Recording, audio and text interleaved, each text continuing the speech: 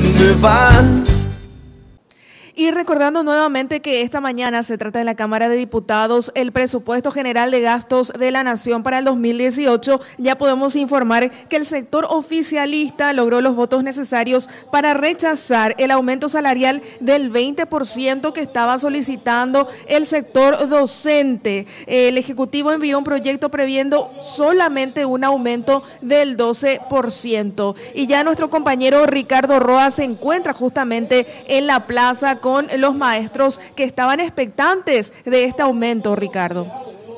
Hola Jasmine, así mismo estamos acá junto al sector docente para recoger la reacción de parte de ellos. Ellos en principio se sienten bastante molestos, indignados por este rechazo, digamos, al pedido que ellos estaban realizando la Cámara de Diputados para aumentar un 8% al pedido original por parte de la comisión, que era de 12%. Ellos solicitaban un 8% para llegar al 20%, buscando el salario legal docente, decían, profesional docente. Estamos en este momento con Eladio Benítez, él es de la Unión Nacional de Educadores de Paraguay, para consultarle justamente cuál es el siguiente paso. Eladio, usted está bastante indignado por esta situación. Bueno, efectivamente, la verdad es lamentable que estos de 29 parásitos realmente han hecho hoy a la educación pública paraguaya, porque era la digna oportunidad para poder demostrar a la ciudadanía que no hay un discurso escondido, sino realmente acción concreta para poder mejorar la calidad de la educación pública. Y felicitamos a los 37, porque en realidad son 37 y 39 diputados que han votado porque se implemente la carrera docente con el monto acordado con el gobierno nacional. Es absolutamente mentira que con el 12% se llega al 2021 a los 3 millones de guaraníes. No se llega a uno.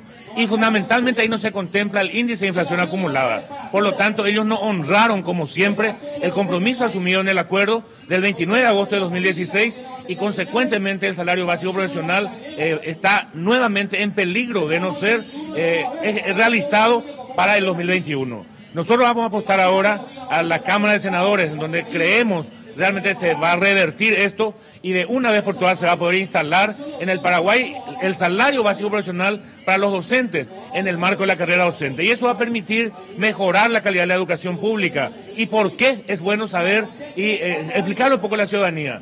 Porque si se establece el salario básico profesional, no solamente van a estar interesados aquellas personas, aquellos ciudadanos con mejor perfil inclusive, ¿verdad? Y va a poder facilitar que el docente se tranquilice más en su necesidad cotidiana, el sustento familiar, etcétera. Hoy no le permite con 1.700.000 guaraníes que envía al bolsillo después de los descuentos que se le hace los cerca de 2 millones de guaraníes que está percibiendo. Volverán a marchar entonces. Si no mejora, obviamente nosotros estamos hablando de un cuento, ¿verdad?, de que vamos a mejorar la calidad de la educación pública. Por eso yo invito a todos los colegas del Paraguay a seguir luchando, a no decaer, porque esta es una lucha no solo de los trabajadores de la educación, sino de toda la ciudadanía.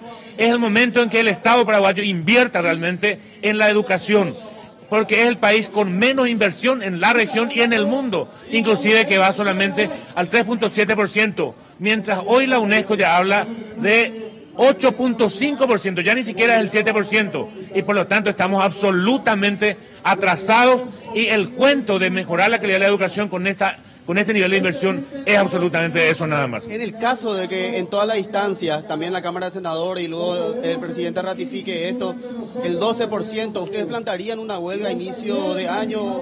Escuché algunas amenazas de parte de algunos sindicatos. Bueno, sin lugar a dudas nosotros estamos analizando el desarrollo de este proceso. Tenemos mucha esperanza de que en la Cámara de Senadores eso se pueda revertir, pero de no darse, nosotros vamos a reunirnos todas las organizaciones serias del Paraguay, ¿verdad?, del sector sindical, y vamos a establecer la nueva estrategia de lucha que vamos a tener. Y no descartamos, desde luego, que no se puedan iniciar las actividades académicas en el año 2018.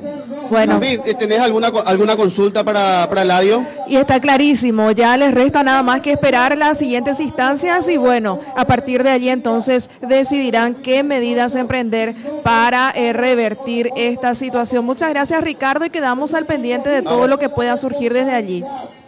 Correcto, gracias. Y ya... Llévame a donde vas.